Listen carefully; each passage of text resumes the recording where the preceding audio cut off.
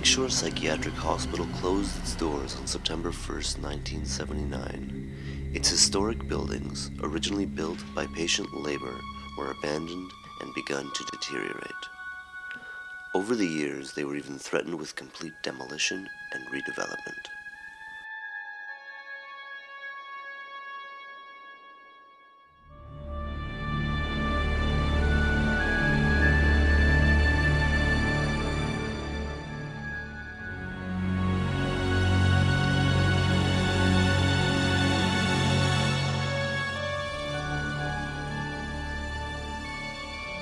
Before the era of so-called psychiatric moral management, mental health patients, not yet even branded as such, but simply known as lunatics, were a source of social ridicule rather than compassion and empathy. The former Lakeshore Psychiatric Hospital in its full institutional glory. The cottages look like prisons, and there is nothing that would remind one of home.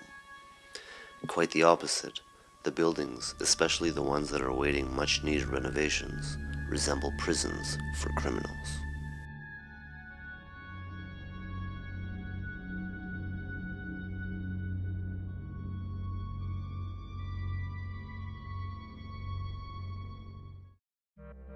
My name is Ed Janaszewski. I used to work at Lakeshore Psychiatric Hospital. I was hired, that was my first job in 1974 in the fall, and I worked there until it closed in 1979. My work there was as an occupational instructor. What I was expected to do was to be a glorified supervisor of contract work that was brought into the hospital.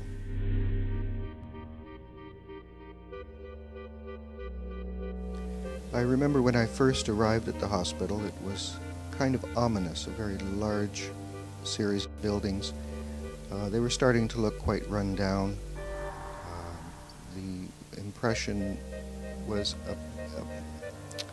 of a place that, while the landscape was beautiful, it was still a bit foreboding.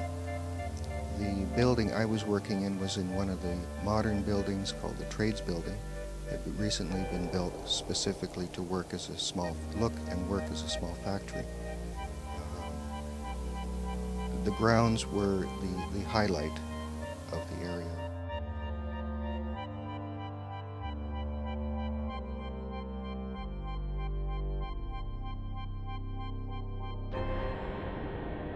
One of my first impressions of the place, what I didn't realize at the time that I started working there, is that the buildings and the grounds were being kept up by the patients themselves. In fact, in the 1880s, when it was being built, patients from the Provincial Lunatic Asylum, as they called it, now Queen Street Mental Health Center, the patients were transported there daily to work on the farms that were near the property and to help build and construct the actual cottages at the Lakeshore property.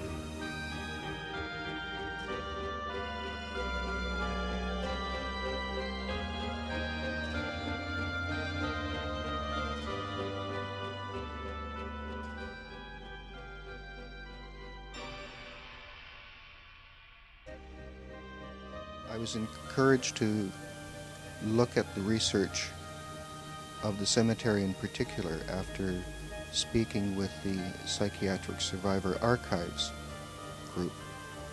This group is interested in the contributions of the patients and hold records that the patients have created themselves. In creating a database of those 1,500 or more patients that are buried at the Evans and Horner Avenue Cemetery, I learned something more about their backgrounds. I appreciated that these people were actually the early pioneers of Toronto, Ontario, and indeed Upper Canada.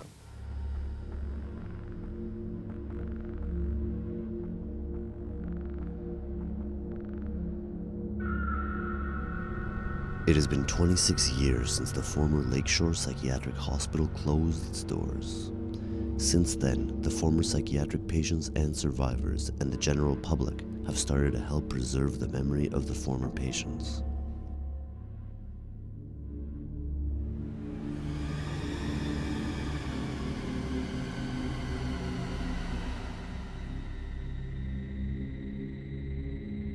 What was praised then in terms of medical practices is now shunned upon, and your friendly neighborhood asylum does not seem to be as progressive and as modern as before.